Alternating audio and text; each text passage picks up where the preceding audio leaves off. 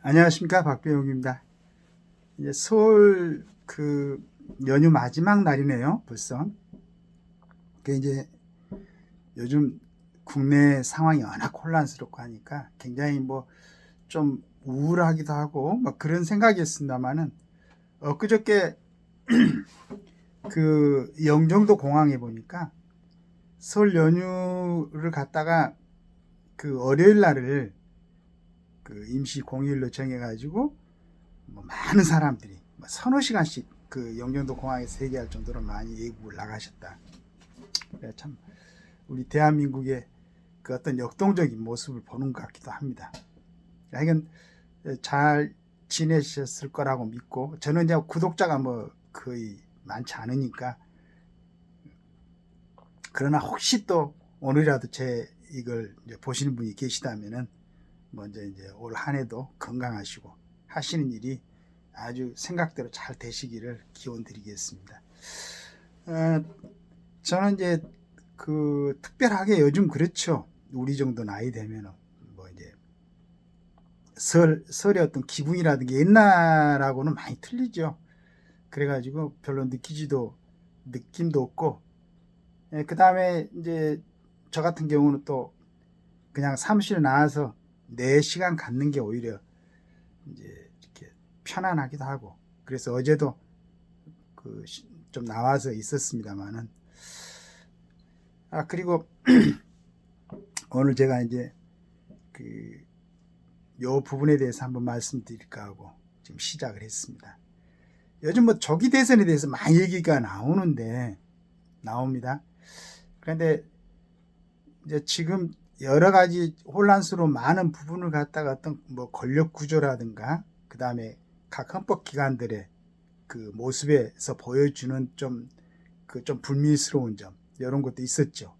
여러 가지 불미스럽다면 불합리적인 조건 같은 거, 이런 게 개선되지 않고 대선이 진행되면은 다음에 혹시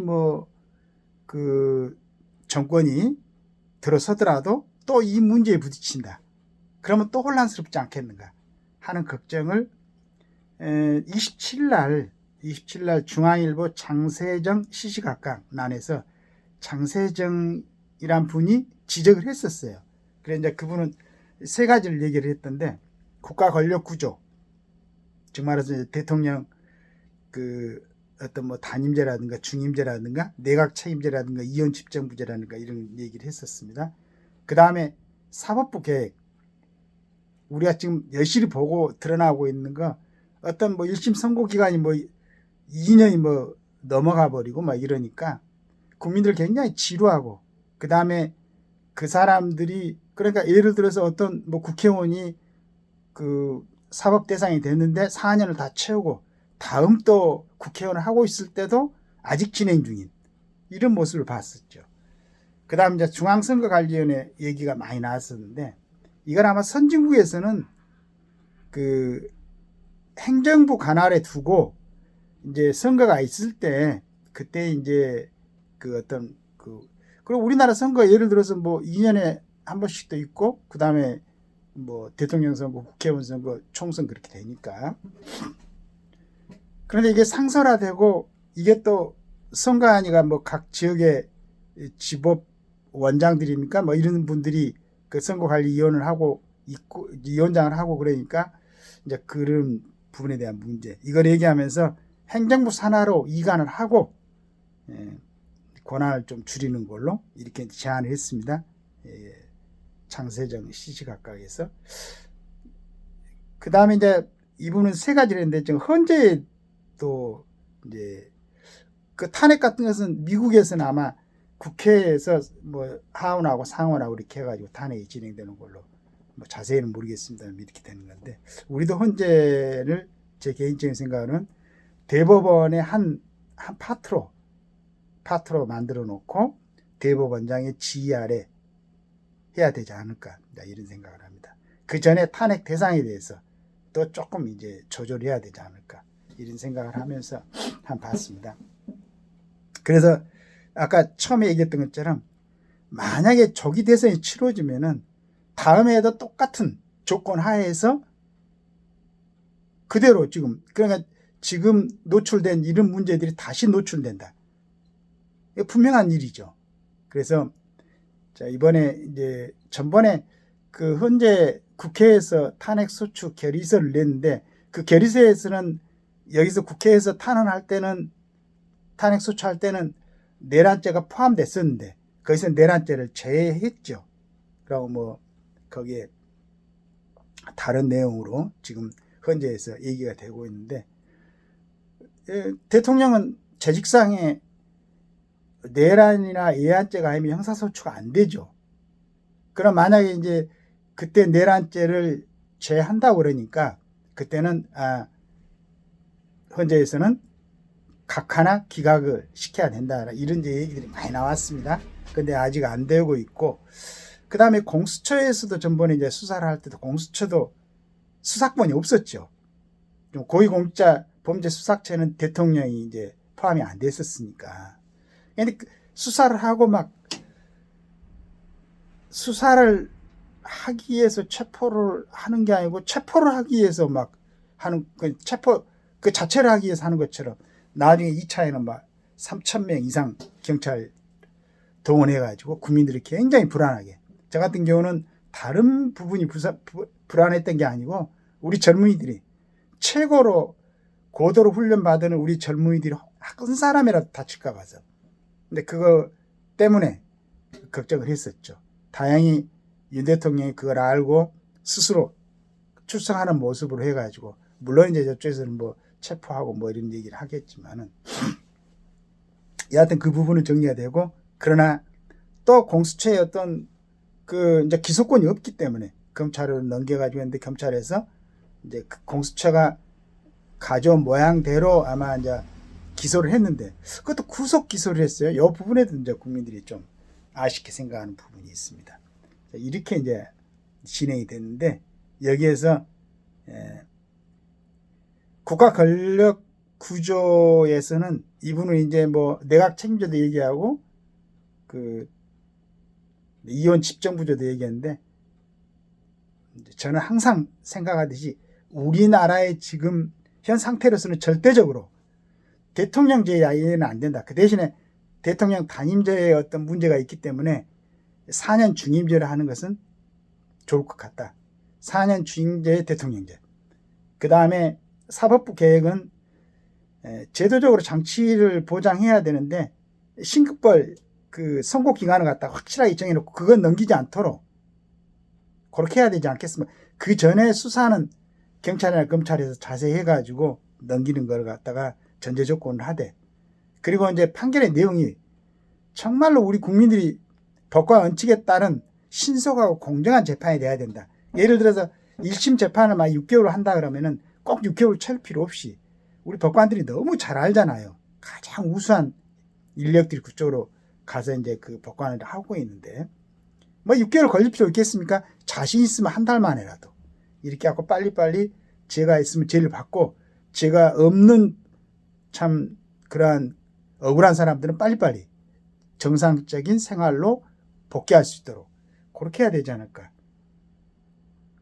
그래서 이제 요 부분은 이제 그렇지는 않겠지만 전부가 그렇다고 생각지는 않습니다. 많은 분들이 이렇게 하고 있지만은 일부 요즘 문제가 되는 것은 뭐 진영의 눈치도 좀 보고 정치적 유불리도 좀 따지고 본인들의 장래 앞길도 생각하고 이런 재판들이 있다는 걸 갖다가 좀 보여주는 그런 느낌이 들었습니다. 중앙선거관리위원회 정말로 이거는 이제 이분이 아주 장세정 씨가 강하게 얘기를 했지만은 반드시 그러니까 상임적으로 계속 일해야 될 일이 없잖아요. 그러니까 행정부에서 그건 일을 하고 제 개인적인 생각으로는 그 특별하게 이제 그때 선거가 있으면은 그 지역에 중에서 그 지역 법관이 아니고 뭐 중앙에서 내려가든지 해가지고 선거 감시를 하는 그 기간에만 법관 그리고 거기에서 만약에 이제 문제가 있으면은 행정 그 하고 이제 같이 책임지는 걸로 그렇게 좀 이렇게 됐으면 좋겠습니다. 그리고 헌재는 대법원 소속으로 됐으면 좋겠어요. 그래서 대법원 그 중에서도 대법원 그 원장이 생각해 볼 때 정말로 이 사람들은 진짜 아주 올리 법과 원칙에 따라서 판단할 수 있는 어떤 가치관이라든가 개념이 오염되지 않고 순수하게, 그리고 가장 중요한 것은 대한민국의 법치의 근본적인 개념하고 합치하는 그러한 사상을 갖고 있는 사람들이 현재 재판관으로 있을 수 있도록. 그래서 그때 대법원장이 판단해가지고 이 사람들을 갖다가 선임할 수 있는, 이거 한번 뭐 대놓으면 몇 년씩 하니까 이게 문제인 것 같아. 대법원 판사들도 한 3년? 헌법 재판관들은 한 2년 정도? 이렇게 했으면 좋겠어요. 너무 장기간 자리에 앉아 있으면 적체되고, 이제 거기에 문제가 있는 거죠. 그래서 이 부분을 뭐 저처럼 아마추어가 이제 즉흥적으로 생각한, 아주 즉흥적인 건 아닙니다.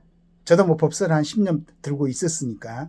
그런데 그러나 훨씬 더 저보다는 훨씬 뛰어난 능력을 갖고 있는 법조인들, 여러 이제 부분을 통해서 많이 좀 서로 논의를 해갖고 이걸 정하려면은 윤석열 대통령을 빨리 정상적으로 복귀시켜가지고 대통령 업무를 하게 되고, 지금 미국 트럼프 대통령이 돼가지고 지금 극동에 아주 정세가 굉장히 긴박하게 돌아갈 수도 있는 이런 상황에 대통령이 없고 권한대행 국무총리도 탄핵되고 권한대행의 권한대행인 경제기획원 장관이 하고 있다는 게, 우리가 그 여러 가지 참 좀 부정한 점이 보이지 않습니까?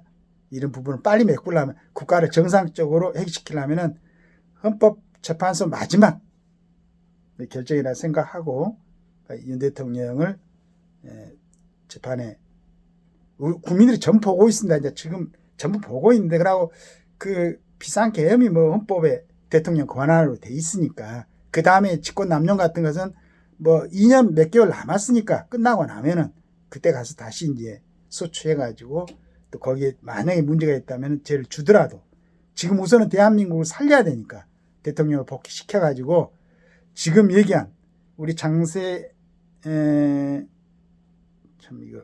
이분이 얘기했던 것처럼, 장세정 이분이 얘기했던 것처럼 이 부분이 정리가 되고 대선을 치러야 다음에 또 이런 일이 이런 생각이 듭니다. 아마추어적인 입장일 수도 있겠지만은, 그래서 일단 이 부분을 좀 토의하고 이걸 정리하고 다음 대선을 정상적으로 치르려면은 윤 대통령을 복귀시켜가지고 이런 부분을 좀 그 차분하게 좀 토론하고 정리해가지고 아주 정상적인 분위기에서 대선을 치를 수 있도록 그래야 되지 않겠습니까? 그렇게 해가지고 대한민국이 지금 정말 어렵게 힘들게 해가지고 세계에서 우리 대한민국이 2차 이 정도까지 올라왔는데, 여기서 만약에 어떤 행태로든지 무너진다면 이게 굉장히 문제잖아요.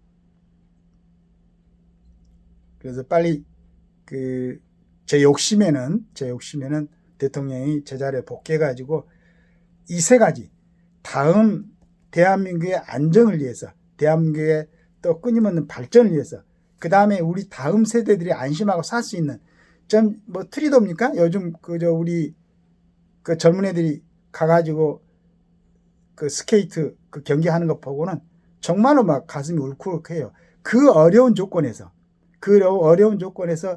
전부 금메달을 따지 않습니까? 그 진짜 한순간이죠.